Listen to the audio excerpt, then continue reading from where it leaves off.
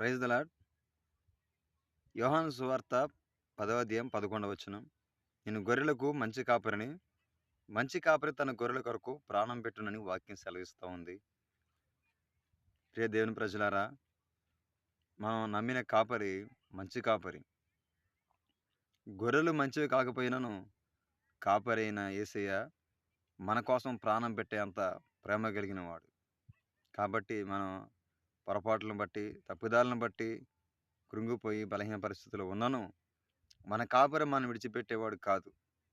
నశించిపోతున్న దాన్ని వెదకి రక్షించడానికి వచ్చిన ఆ గొర్రెల కాపరి నన్ను ప్రతి క్షణము తప్పిపోకుండా కునుకగా నిద్రించక కాపాడుతున్న దేవుడు.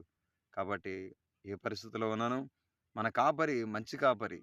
మంచి గొర్రెలకు మంచి కాపరి కాదు గాని ఎటువంటి గొర్రెలైనను ఆయన మాత్రం మంచి కాపరే. కాబట్టి నన్ను తోడేలుకి అప్పగించకుండా కాపాడే మంచి